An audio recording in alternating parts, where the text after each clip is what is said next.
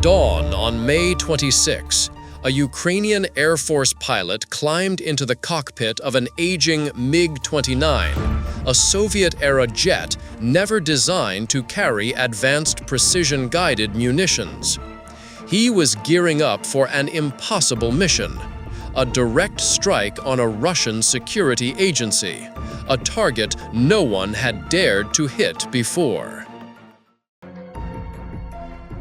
What followed showcased why Ukraine's ingenuity and resolve in warfare should never be underestimated. At 5:45 a.m., the pilot settled into the 40-year-old fighter jet, now fitted with French-made AASM Hammer guided bombs, integrated with US GPS satellites, and makeshift Ukrainian software held together by sheer determination. His target wasn't a standard military base, but the headquarters of Russia's Federal Security Service in Glatovo, Belgorod Oblast, just 3.1 miles from Ukraine's border. As the MiG-29 taxied down the runway at 5:58 a.m., the pilot felt the weight of the moment. He knew no one had ever attacked an FSB facility during this years-long conflict. The FSB, successor to the KGB, symbolized untouchable power, shielded by layers of security and an unspoken rule that some targets were off-limits. Today, that rule would be shattered. This mission was audacious, even by Ukraine's standards, a nation accustomed to bold, innovative tactics against a vastly stronger foe. The pilot would fly nap of the earth at just 164 feet to evade Russia's advanced radar systems. Then he'd climb sharply to 16,400 feet to release his bombs, exposing himself as a clear target on every radar screen from the border to Moscow. Timing was critical. The pilot had roughly 20 seconds to drop his bombs and dive to safety before Russia's air defenses, renowned for their rapid response and lethal precision, could lock on and shoot him down. With the MiG-29's twin Klimov RD-33 turbofans roaring, generating 18,200 pounds of thrust, the jet surged down the runway, carrying an improbable payload and taking off into the breaking dawn. The MiG-29 wasn't built for missions like this. Designed in the 1980s during the Cold War, it was meant for close-range dogfights against Western aircraft. With a top speed of Mach 2.25 and an 8,800-pound weapons capacity, it was formidable in its day. But after 4 decades, it's outmatched by modern air defenses like Russia's S-400. Yet Ukraine turned limitations into strengths. Unable to afford modern fighters like the F-35 or Rafale, they upgraded old machines with creativity and grit. This MiG-29 was a testament to that. Under its wings, 2 French AASM Hammer bombs hung on custom-made racks, handcrafted in Kyiv workshops, weapons its avionics were never meant to support. The AASM, Armament Air Sol Modular, or Hammer, is a French engineering marvel developed by Safran. It's a kit that transforms standard bombs into precision-guided munitions, capable of hitting targets up to 43.5 miles away. Each 550-pound bomb features inertial navigation paired with military GPS, allowing it to strike a specific window with an accuracy of a few yards. Costly but devastating, its value lies in its destructive precision. The biggest challenge wasn't the bombs, but linking them to the jet. The MiG-29's 1980s computers didn't understand GPS, let alone process data from satellites launched years after its debut. Ukrainian engineers tackled this with battlefield ingenuity, crafting custom racks, rigging GPS antennas to forward mounts, and routing Soviet-era power through panels never meant to be opened to feed French electronics. The pinnacle of this ingenuity was an iPad. Yes, a standard iPad, mounted on the cockpit dashboard. This civilian device ran software to translate modern positioning data into a format the AASM bombs could process. It was a makeshift but effective solution, about to be tested in Ukraine's most sensitive mission yet. By 6:15 a.m., the MiG-29 screamed across Ukraine's countryside at 164 feet, low enough for engine exhaust to bend wheat fields and scatter flocks of birds. Flying this low was grueling, demanding absolute focus as the pilot constantly adjusted the stick and pedals to dodge power lines, cell towers, and scattered homes along the flight path. But it was the only way to stay a ghost to Russia's dense border radar network. Russia's S-400 Triumph, a point of pride, were deployed across Belgorod and beyond. Capable of tracking and engaging targets up to 248 miles away, the S-400 was lethal if it spotted him. Its 92 N6 gravestone radar could track 300 targets at once, from fighters to ballistic missiles, making this flight a high-stakes game of tech and tactics. The Earth's curvature was the pilot's greatest ally. At 164 feet, the S-400's radar line of sight was limited to about 15.5 miles due to the horizon effect. As long as he stayed low, kept speed high, and avoided errors, he remained invisible to the enemy's electronic eyes.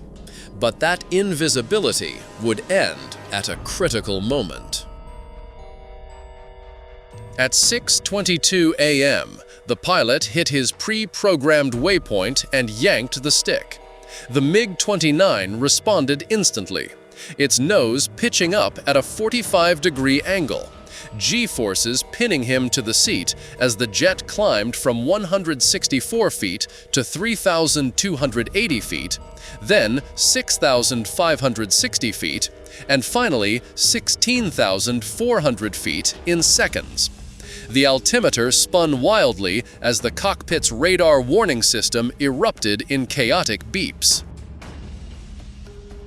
Every air defense system in Western Russia suddenly detected a fighter-sized target climbing into attack range.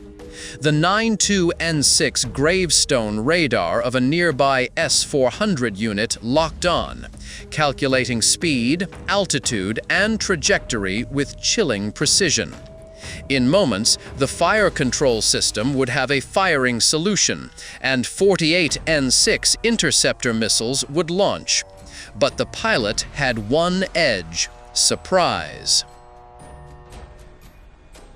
Russia never expected Ukraine to attempt something this reckless, especially against an FSB headquarters. Their response protocols were built for conventional attacks, mass airstrikes, or high-altitude cruise missiles. They had less than 45 seconds from detection to engagement, too short to adapt to an unexpected strike like this. That's why the mission had a chance. At 16,400 feet, the pilot reached the precise bomb release point. The iPad on the dashboard displayed optimal launch parameters, with target coordinates glowing on the screen. His thumb found the weapon's release button, and for a moment, time seemed to freeze. Two loud thuds shook the airframe as the AASM Hammer bombs dropped, beginning their destructive journey. Instantly, the pilot banked hard, executing a modified Immelman turn, a World War I tactic adapted to evade air defenses. He pulled the stick, trading altitude for speed as the MiG-29 dove. The maneuver not only shook radar locks, but also reduced the risk from interceptor missiles designed for high-altitude, stable targets. Behind him, the two AASM Hammer bombs raced toward their target at near supersonic speed. Their solid rocket motors ignited post-release, propelling them along a ballistic arc toward the FSB headquarters in Glatovo. Onboard GPS receivers locked on to U.S. satellites 12,427 miles above, while inertial navigation systems made hundreds of micro-adjustments per second to hit the programmed coordinates. The bomb's target wasn't a typical ammo dump or military depot. The FSB headquarters in Glatovo, just 3.1 miles from Ukraine's border, was a symbol of Russian power. Once tied to President Vladimir Putin, the FSB, heir to the KGB, had waged decades of intelligence and sabotage campaigns against Ukraine. Striking it was not just a military blow, but a bold political statement. The toss bombing, TOS technique the pilot used was a Cold War relic, developed for nuclear-armed bombers to release gravity bombs without overflying targets. The physics are simple. Climb steeply, release bombs on an upward arc, and retreat as momentum carries the payload to the target. Simple in theory, but insane against modern defenses like the S-400, demanding pinpoint skill from the pilot. Russia's response was swift but futile. Two 48N6 interceptor missiles launched from an S-400 battery near Belgorod, streaking toward the MiG-29 at Mach 6. But the pilot was back at treetop level, jinking left and right to break radar locks.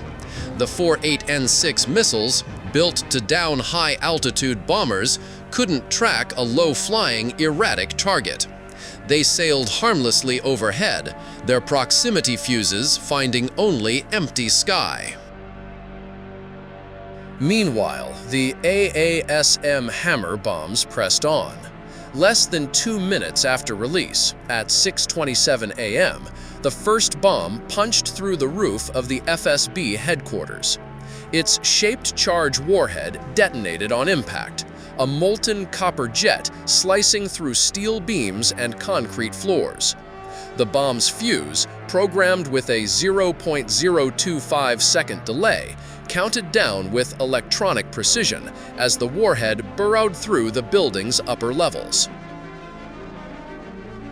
On detonation, 191 pounds of high explosive in each bomb transitioned from solid to gas in microseconds, unleashing a shockwave at 26,247 feet per second. The overpressure exceeded 203 psi, obliterating everything in its radius. The building's internal walls, designed to guard secrets rather than withstand military-grade weapons, offered no resistance to the destructive force.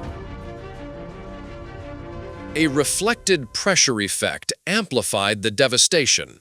The shockwave bounced off surviving walls and floors, doubling or tripling its destructive power. Windows didn't just shatter, they exploded outward in a hail of glass, with shards later found embedded in buildings 984 feet away. Office furniture and classified file cabinets were reduced to metal fragments in an instant. The second bomb struck 0.3 seconds later, 65.6 feet from the first, maximizing structural damage. By now, the FSB headquarters' integrity was critically compromised. Load-bearing walls were gone, Support columns shattered. The second blast hit a structure teetering on collapse and delivered the killing blow. The shock wave ripped through the weakened framework like a wave of destruction, triggering what engineers call progressive collapse. Floor by floor, the FSB headquarters self-destructed. The fourth floor crashed onto the third, adding mass to the devastation. Then the fifth joined the cascade, each collapse feeding kinetic energy into the disaster, turning the building into its own wrecking ball. In under 5 seconds, what was once a 5-story symbol of Russian national security became a smoldering pile of rubble, once filled with FSB secrets. Classified documents, strategic plans, and the agency's mysteries were either buried in the debris or, worse for Russia, potentially exposed if Ukrainian or Allied forces could access the site later.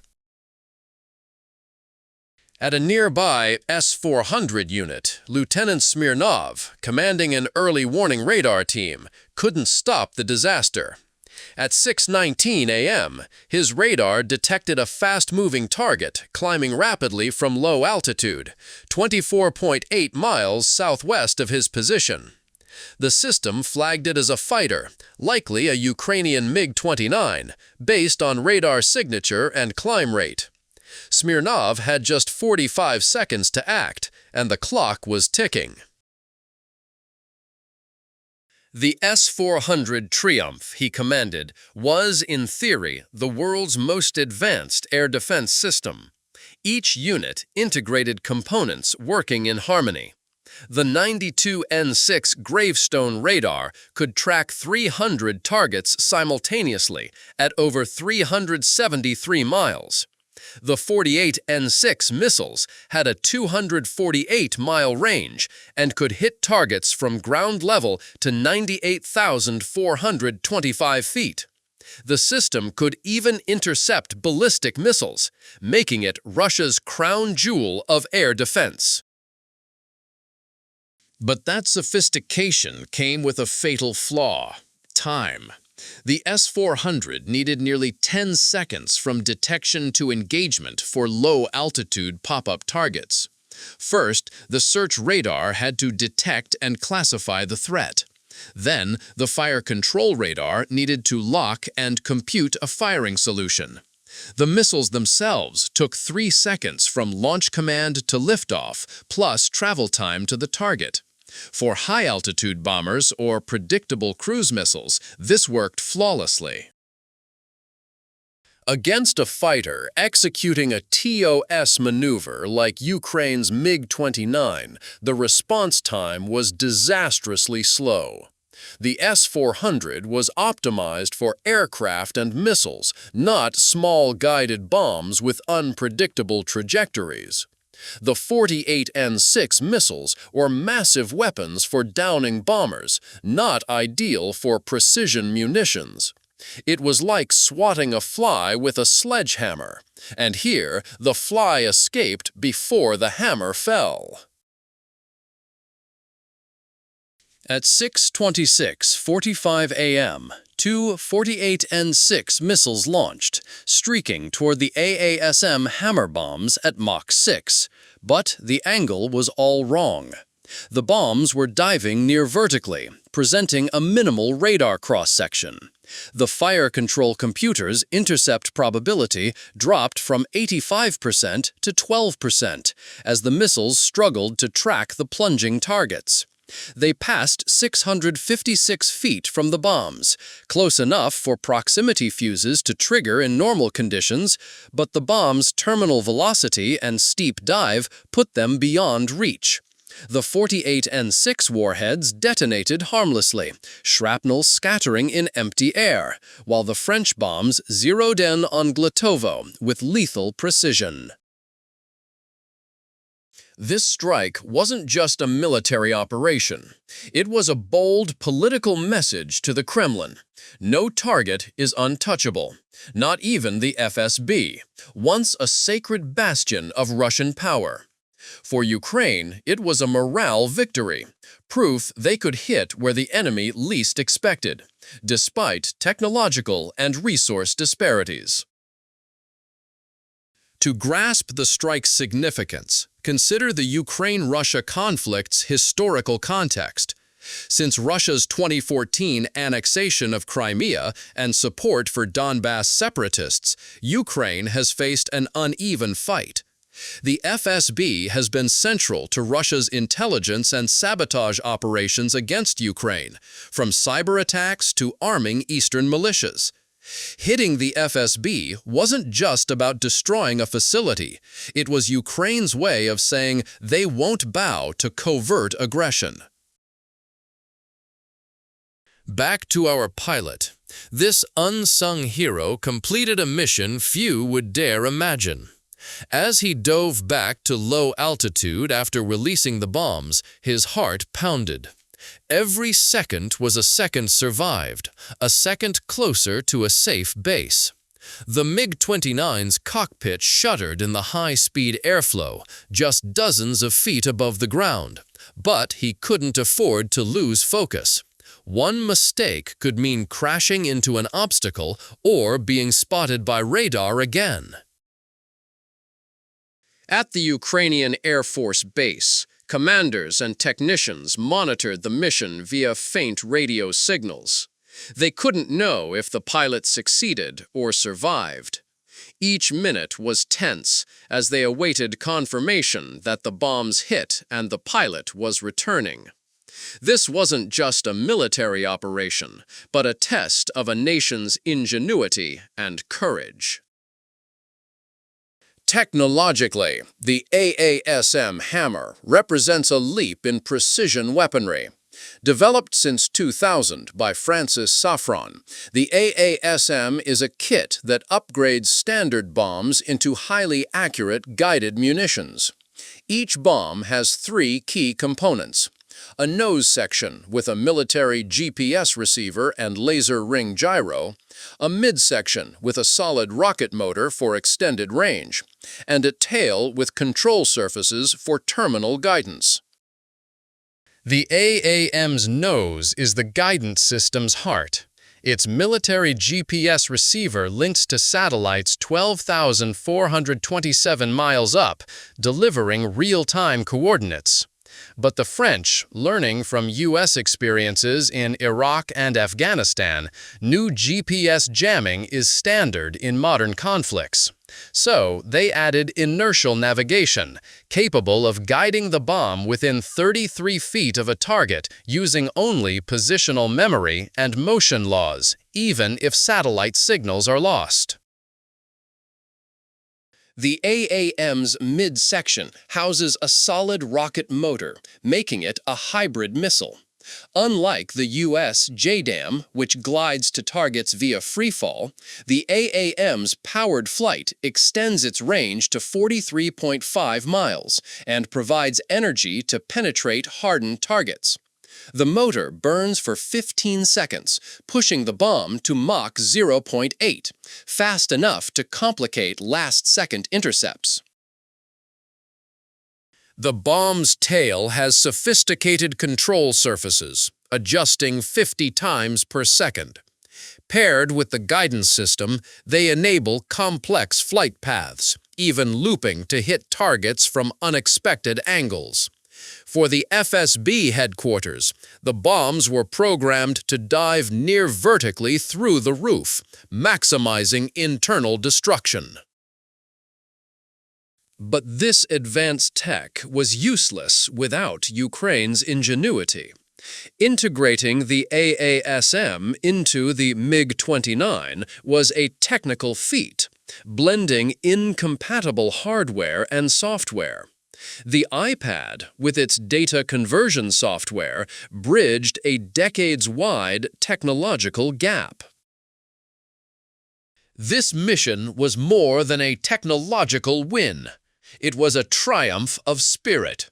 The Ukrainian pilot, backed by technicians and commanders, showed that even with limited resources, they could deliver surprise strikes on Russia's most fortified targets.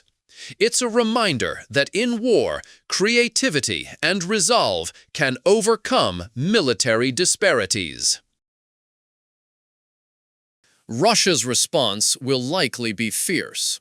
They may bolster defenses at FSB facilities and other strategic sites, deploying more S-400 systems and air defense units to prevent future strikes. But Ukraine's message is clear: nowhere is safe, no target untouchable.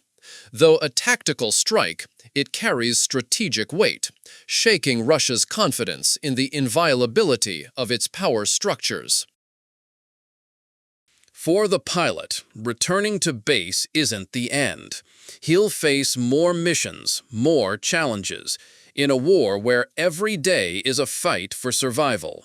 But for now, he's etched his name into modern warfare history with undeniable boldness and skill. It's time to wrap up. We hope this story brought you insights into Ukraine's creativity and courage in their fight for freedom. If you found it compelling, share it with friends and drop your thoughts below. What do you think of this daring mission? Can Ukraine keep pulling off surprises like this? We can't know if this pilot will undertake similar missions, or if Ukraine can sustain this innovative momentum in a grueling, costly war. But one thing is certain: the FSB headquarters strike will be recounted for years as proof that in war, the impossible can become reality. Stay tuned for more gripping stories on cutting-edge military tech and the latest from Ukraine's battlefields. We'll keep delivering in-depth analysis and inspiring tales from this conflict. Thanks for reading, and see you tomorrow.